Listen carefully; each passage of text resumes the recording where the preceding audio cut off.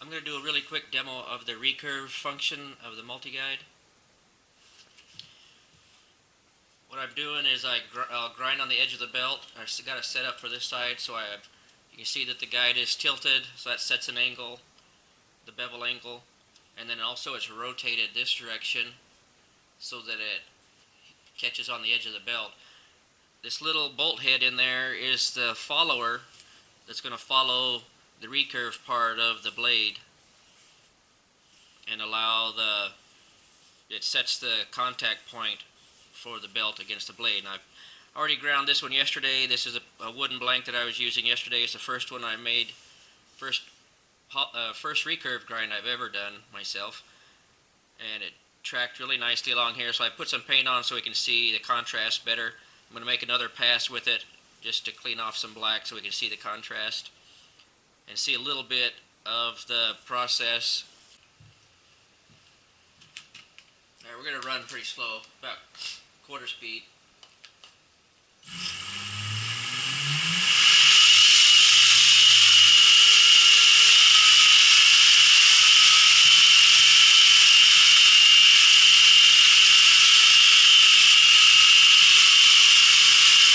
Alright, I've already got it mainly set up. What I'm going to do is just pass this in and out of there.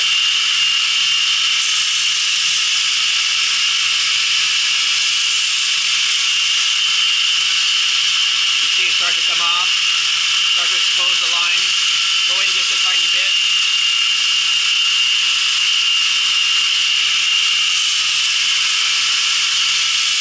See the blade going up and down as it follows that little bolt head.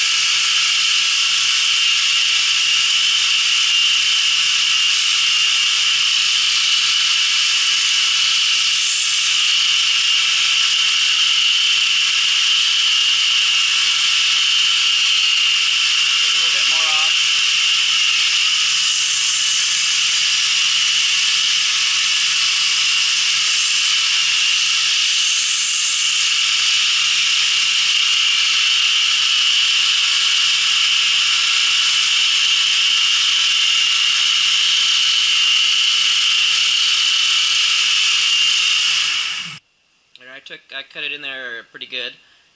And you can see how the upper line will follow the bevel of the blade really clean all the way around to the tip.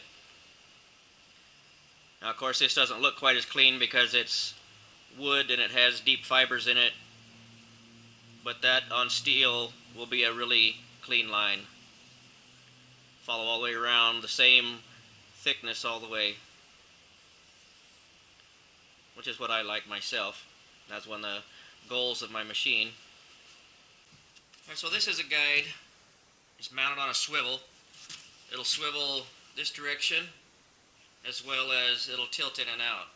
So in this case, my platen is, I squared the guide to the platen, and then you can either move your platen to set the bevel angle or tilt this direction to set the bevel angle. On this case, for this demonstration, I tilted the guide. I don't even know what angle it was. I just gave it a yank back and then tighten it up. And then I'll have to measure it. I started out at 2 degrees, twisted 2 degrees, and that wasn't quite enough, so I twisted a little bit more just by eye. And so I need to take this apart and measure what the degree is. It's probably between 3 and 4, just eyeballing again. To get it to clean, because at 2 degrees it was still dragging on the far side of the blade, or the far side of the belt, and so I wanted to keep it over here on this last half inch or so of the belt on the corner. And then to do the other side, you would swivel this the other direction, take this bolt out, and there's another hole on this side, and put the bolt on that side, and then do it over again.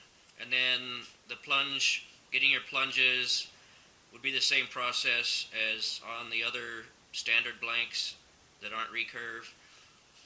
where you would move your mount sideways, and I would use a plunge stop normally so that I can set the shape, the size, any slant that I might want in my plunge area. You can set that using a plunge stop. I feel like it's a pretty big success. It's something I've been wanting to do for a while since I've since I designed this. I wanted to get it to do a recurve. I didn't have all the pieces together.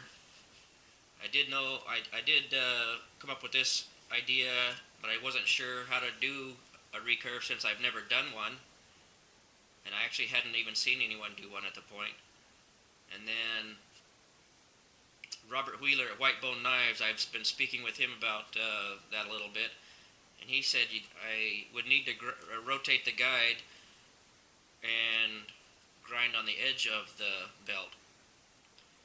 And when he said that, I knew I had the whole solution, and so I came out and tried it, and it worked really good. I'm really pleased with it. That's the first recurve I've ever ground. It's the first one I've ever ground, and it came out really nice. Would track the blade really nicely. This is I did a flat grind one, obviously, with a flat platen. The contact wheel would work the same, and so you could do a hollow or a flat grind on a recurve. I'm pretty excited about that. I'm going to go ahead and do a metal demonstration one. I'll get some metal and I'll cut it out, cut a couple of recurve profiles out of it, and do a more detailed demonstration on how to cut a metal one all the way back, and then I'll actually do matching plunges on it. That'll take some more time. Obviously, metal takes longer to work than wood does, so it'll take me a while to get the profiles cut up and shaped. Maybe after the new year I'll have something ready to show. Thanks for watching.